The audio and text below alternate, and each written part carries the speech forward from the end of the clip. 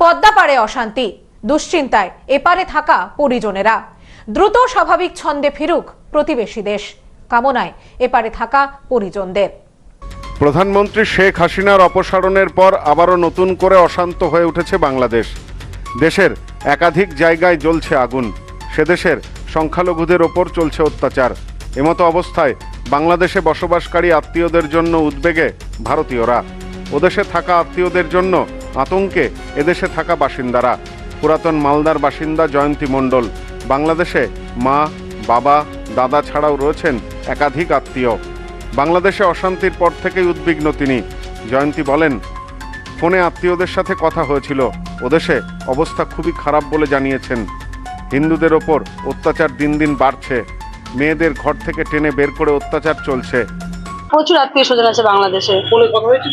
ফোনে বিগত রাত্রে গত রাত্রে আমার দাদা আমাকে ফোন করেছে, যেটা ফোন করে জানতে পারলাম আমি যে ওখানে নাকি ভীষণ খারাপ অবস্থা, জায়গায় জায়গায় আগুন জ্বালিয়ে দিচ্ছে, হিন্দুদের ঘর দুয়ার থেকে জিনিসপত্র নিয়ে যাচ্ছে। যারা মেয়েরা ধরেন একটু কি বলবো আর আপনাকে, যে সমস্ত মেয়েরা উপযুক্ত তাদেরকে মনে করেন ঘর থেকে বের করে নিয়ে চলে যাচ্ছে। কোনো মেয়েদের তো কোনো সুরক্ষা নাই, ছেলেদেরকে বিভিন্ন রকম অত্যাচার করা হচ্ছে। টাকা পয়সা না দিলে বলছে বাড়ি থেকে বের করে দিব, ভাঙচুর করে দিচ্ছে। এত খারাপ অবস্থা। আমি মা বাবাকে বললাম, ওনারা ভয় পাচ্ছে, যে ওনারা বলছে যে আমরা কোথায় যাব, আমরা কোথায় যাব, আমাদের ভিসা দিচ্ছে না, আমরা ভারতে গেলে আমাদের কাগজপত্র হবে কিনা। তো আমি ওনাদেরকে আশ্বাস দিয়েছি যে তোমরা নিশ্চিন্তে থাকো, আমাদের সরকার ব্যবস্থা করছে, আর তোমরা এদিকে চলে আসো। ওনারা বলছে ওখানে থাকলে আমরা এমনিই মরে যাব। পুরাতন মালদার পালপাড়ার বাসিন্দা জীবন পাল তিনি বলেন, একসময় বাংলাদেশে ছিলাম, পরবর্তী সময়ে ভারতে চলে আসি। তিনি এখন ভারতীয় নাগরিক, তার আত্মীয় স্বজন ওখানে রয়েছেন। বর্তমান পরিস্থিতিতে তিনি বলেন, ফোন করতেও ভয় পাচ্ছে ওদেশে থাকা বাসিন্দারা। রাত হলেও কোথাও যোগাযোগ করতে পারছেন না। জানি না আগামীতে কি হবে ওদের। মেয়েদের সুরক্ষা নাই, ওরা ছেলেরা ঘর থেকে ঠিক মতো বাড়াতে পারে না। আমরা ওখানে ফোনের যোগাযোগ করতে পারি না ঠিক করে। রাত্রিবেলা আমাদের ফোন করলে বলে যে না কাকু, রাত্রিবেলা ফোন করা যাবে না। ওদের কল নাকি ওদের কি করে লক, ওটা করে রাখছে। তারপরে আমাদের উপর এসে অত্যাচার করছে।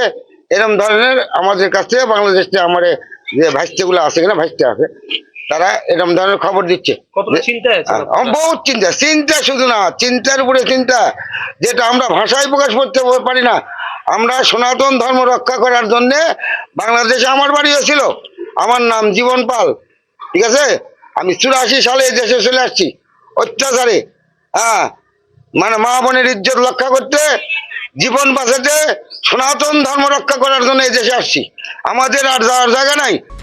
এমতো অবস্থায় দাঁড়িয়ে সকলেই চাইছেন দ্রুত শান্তি ফিরুক পদ্মাপাড়ে। Bureau report, news no man's land, Malda.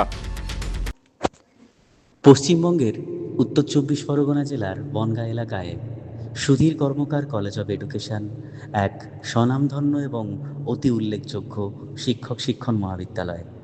বর্তমান এই শিক্ষক মহাবিদ্যালয়ে নতুন শিক্ষাবর্ষে বিএড অ্যাডমিশান চলছে। তাই বিএড অ্যাডমিশান নেওয়ার বিষয়ে যে সমস্ত শিক্ষার্থীরা আগ্রহী, তারা অতি সত্বর কলেজের অফিসে এসে যোগাযোগ করবেন।